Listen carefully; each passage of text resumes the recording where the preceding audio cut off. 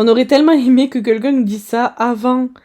Parce que du coup, quand c'est arrivé pour nous, on a perdu du temps à culpabiliser et à penser qu'on était nuls. Mais totalement. Et ce qui fait la différence, c'est pas la perfection, c'est la constance. C'est le fait d'avancer, même quand c'est pas parfait, mais d'avancer régulièrement. Bonjour et bienvenue dans notre podcast Ambitieuse Aventure. Nous sommes deux entrepreneuses, Anastasia et Audrey, et on vous invite tous les lundis matins à notre table pour parler entrepreneuriat.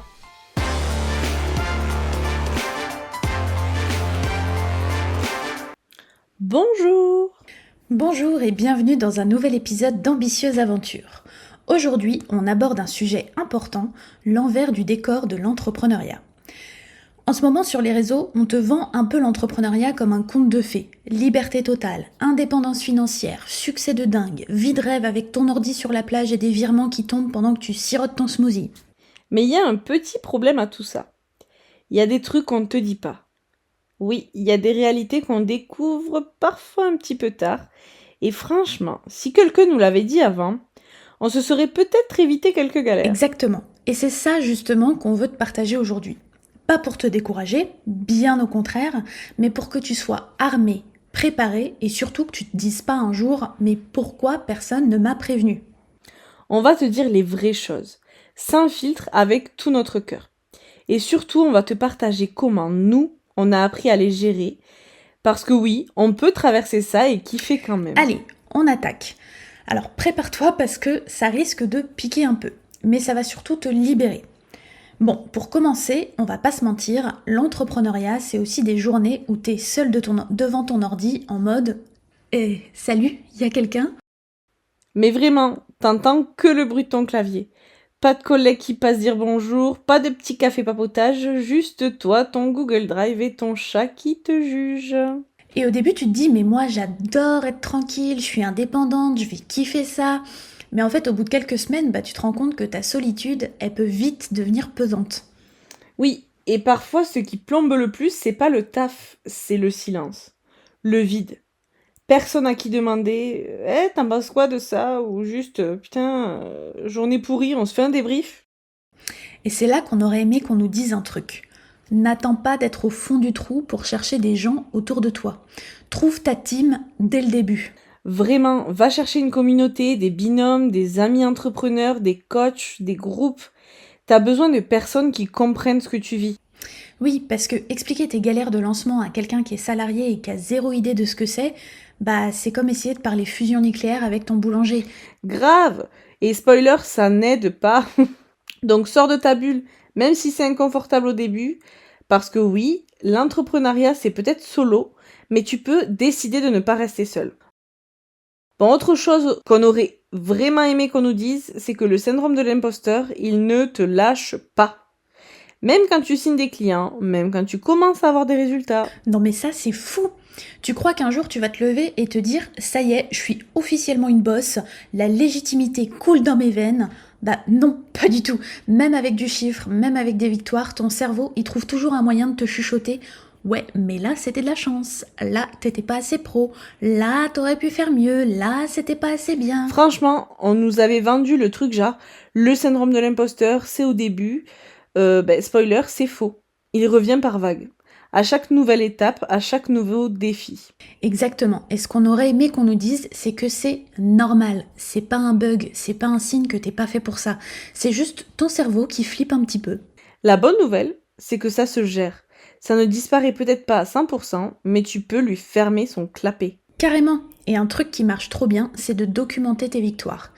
T'écris, tu prends des screenshots, tu gardes précieusement tous les merci, tous les grâce à toi j'ai réussi ça. Parce que dans les jours où ton cerveau déraille, tu relis tout ça et bam, tu te rappelles que t'es pas juste une touriste en fait. Et moi ça m'est arrivé, pour être honnête, ça m'est arrivé pas plus tard qu'il y a 2 semaines, suite à une conversation qui m'a fait complètement ressortir mon syndrome de l'imposteur, alors que maintenant ça fait 10 ans que je suis entrepreneuse, que j'ai une entreprise qui fonctionne parfaitement bien. J'ai une équipe en or avec moi, donc normalement on devrait se dire le syndrome de l'imposteur n'existe plus, et pourtant j'ai eu affaire à ce petit syndrome qui est revenu hanter un petit peu mes nuits et ça m'a complètement cassée pendant quelques jours. Et en fait, il a fallu que je que je me plonge dans mes chiffres, c'est bête, mais je me suis plongée dans mes tableaux, j'ai revu mes chiffres et je me suis dit, mais en fait, il n'y a pas beaucoup de gens qui font des chiffres comme ça, il n'y a pas beaucoup de gens qui atteignent des choses comme ça en quelques années tout seul. Et puis j'ai aussi retrouvé des messages, parce que moi du coup c'est ce que je fais, je prends des screenshots à chaque fois que je reçois un remerciement d'un client, je le prends en screenshot. Et donc j'ai passé pas mal de temps à aller fouiller dans mes screenshots et en fait de relire tous ces messages de clients qui me disaient merci, finalement ça m'a fait un bien fou et ça m'a vachement aidé à un petit peu fermer le clapet de monsieur le syndrome de l'imposteur. On le dit souvent, crée-toi une routine confiance. Un petit rituel où tu te reconnectes à tout ce que tu as déjà accompli, à ce que tu sais faire et à l'impact que tu as. Ça change tout. Parce que c'est pas ton cerveau qui va décider si t'es légitime ou non. Ce sont tes actions. C'est tes clients qui te choisissent. Et ça, faut pas l'oublier. Allez, on continue avec une vérité qui pique un peu quand tu te lances dans un business qui est à la base ta passion. Mais c'est un truc qu'on aurait aussi voulu entendre dès le début. T'auras pas toujours envie. Oui, tu vas te lever des matins où tu te dis, franchement aujourd'hui, j'ai pas envie de créer, j'ai pas envie de vendre, j'ai pas envie de faire mon administratif et j'ai pas non plus envie de parler à qui que ce soit. Et tu sais quoi ? C'est pas grave. Ça veut pas dire que t'es pas fait pour l'entrepreneuriat. Ça veut pas dire que ton projet est nul. Ça veut juste dire que t'es humain, donc t'es pas motivé tous les matins en te réveillant. Mais vraiment, on nous vend trop le mythe de la passion H24, le fameux si tu aimes ce que tu fais, tu n'auras jamais à travailler ta vie. Genre tu te lèves tous les jours avec des étoiles dans les yeux, toi ? Moi perso, je vis pas ça tous les jours. Hein. Surtout que l'entrepreneuriat, c'est pas juste des tâches qui nous passionnent. Hein. 80% des tâches, c'est des tâches répétitives, administratives, d'analyse et d'autres tâches qui sont pas vraiment fun quoi. Mais oui, c'est pas tout beau tout rose, c'est pas ne faire que des trucs qui font kiffer tous les matins. Loin de là. Souvent, faut une sacrée motivation pour s'y mettre. Même quand on aime passionnément ce qu'on fait. Et surtout, ce qu'on aurait aimé qu'on nous dise, c'est que la discipline, est plus précieuse que la motivation. Parce que la motivation, c'est pas fiable. C'est une invitée surprise. Elle vient, elle repart, alors que vraiment la discipline, c'est toi qui l'as créée et c'est toi qui l'as choisie. Mais alors attention, quand on te dit discipline, c'est pas forcément s'imposer des journées de folie même quand t'es à plat. C'est pas te forcer jusqu'à l'épuisement. C'est s'appuyer sur des routines qui sont solides, mais aussi flexibles. Exactement. C'est avoir des petits rituels simples qui te permettent d'avancer même les jours où t'es en mode batterie faible. Par exemple, faire 10 minutes de vente au lieu d'1 heure, publier un contenu peut-être un peu plus léger, mais continue à montrer que t'es là. Parce que tu peux avancer sans être à 100% tous les jours. Le secret, c'est pas d'être hyper motivé tout le temps. Le secret, c'est de réussir à continuer de marcher, même en petite foulée, même quand t'es fatigué. Mais on aurait gagné tellement de temps si on avait compris ça dès le début. Mais oui, si t'attends d'avoir toujours envie, tu restes bloqué. Alors que si tu apprends à avancer même quand t'es en mode flemme totale, mais là, tu deviens une vraie machine. Et nous, on aime bien les machines badass. Vérité numéro 4. Et attention, ça va faire mal. Tu vas te planter.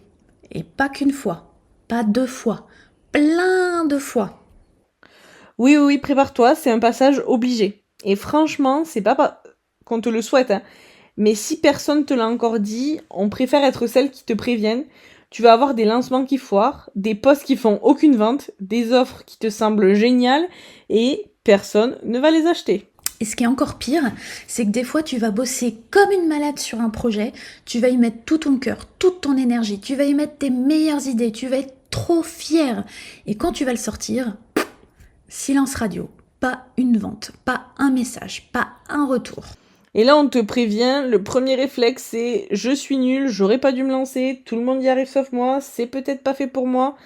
Enfin bref, c'est la déprime quoi. Eh oui, mais non. En fait, c'est pas ça la vérité. C'est juste que se planter, ça fait partie de l'histoire. C'est même une étape qui va te faire grandir.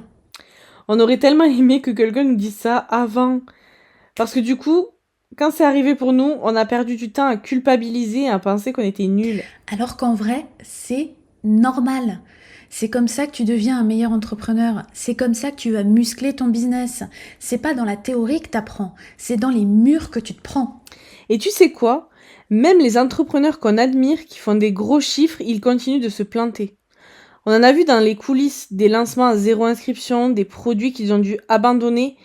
Juste, ils en parlent pas forcément sur Instagram. Mais oui, sur Instagram, tu vois les 10K en 3 jours, les stories avec du champagne, les chiffres en feu. Bon, déjà, ça, c'est pas toujours vrai, faut faire attention. Mais surtout, ce qu'on te montre pas, c'est les fois où ces gens-là ont bossé pendant des semaines pour aucun résultat.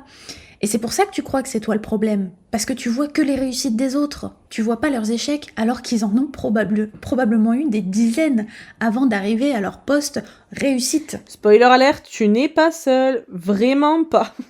Et plus vite tu acceptes que se planter c'est normal, plus vite tu vas rebondir. Et attention, se planter, c'est pas la fin du game, hein. C'est une donnée, c'est un point de départ. Ce qui compte, c'est ce que tu fais après. Oui, est-ce que tu restes par terre ou est-ce que tu te relèves en te demandant « Ok, qu'est-ce que ça m'apprend ?» Parce qu'un flop, c'est un feedback. C'est une info précieuse. Peut-être que l'offre était mal positionnée, peut-être que le message était pas clair, peut-être que la cible n'était juste pas la bonne. Oui, ou peut-être que c'était juste pas le bon moment en fait. Mais ça veut pas dire que c'est foutu. Nous aussi, on a eu des lancements qu'on a réajustés 3 ou 4 fois avant que ça prenne. Et tu sais ce qui est magique? Quand tu changes ton regard sur l'échec, tu deviens beaucoup plus libre. Tu passes de « je vais me planter donc j'arrête » à « je vais me planter donc je vais apprendre pour rebondir à encore plus haut et faire mieux ». Et c'est ça qui fait la différence entre les entrepreneurs qui tiennent dans la durée et ceux qui abandonnent. Ceux qui tiennent dans la durée et qui réussissent, ils savent que tomber, c'est normal. Ils savent que se prendre un mur, c'est un peu comme un cours accéléré de stratégie en fait. On te le dit vraiment souvent, l'échec c'est pas une punition, c'est une formation accélérée. Et plus vite tu acceptes de traverser ces moments-là, plus vite tu gagnes en confiance et en expérience. Mais grave. Alors quand tu te prendras ton prochain flop, et il viendra, t'inquiète pas, respire, prends des notes, ajuste, relance et continue. Parce que c'est comme ça qu'on construit un vrai business. Avec des bosses, des virages et des plantages.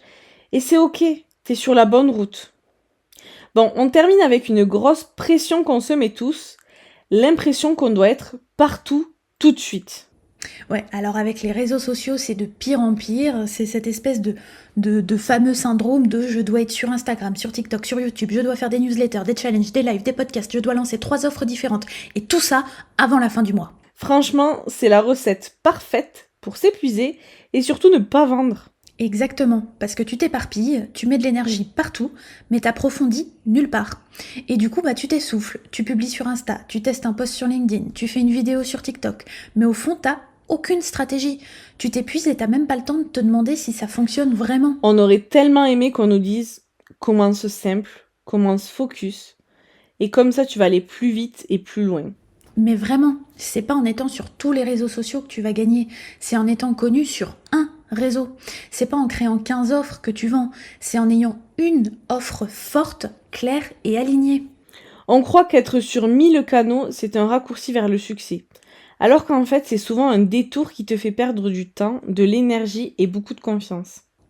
Et spoiler, être partout, c'est pas ça qui va gommer le syndrome de l'imposteur non plus, ni la peur de vendre. Ça va juste t'ajouter du stress. Oui, et c'est ok de ne pas avoir un tunnel de vente parfait, un branding parfait, une organisation parfaite. On a commencé avec des visuels moches, des process bancals et des offres qu'on a ajustées en chemin. Mais totalement. Et ce qui fait la différence, c'est pas la perfection, c'est la constance. C'est le fait d'avancer, même quand c'est pas parfait, mais d'avancer régulièrement. Donc si aujourd'hui tu te dis je dois être partout, je dois avoir une offre en béton, je dois faire tout bien sinon je vais me planter, juste respire. Ce n'est pas vrai. Commence par te focus sur une chose, un canal, une offre, un message. C'est comme ça que tu vas construire des fondations solides pour ton business. Et après, quand ça tourne bien, tu peux t'amuser à ajouter d'autres canaux, d'autres offres, mais pas avant d'avoir validé ce qui fonctionne. Exactement. C'est comme si tu voulais apprendre à courir, à faire du vélo et à nager tout en même temps. Il y a un moment, tu vas te noyer. Apprends d'abord à bien courir et après, on verra pour le triathlon. On aurait tellement aimé qu'on nous le dise dès le début. Ça nous aurait évité de nous éparpiller, de nous fatiguer, de douter inutilement. Donc vraiment, commence simple. Focus.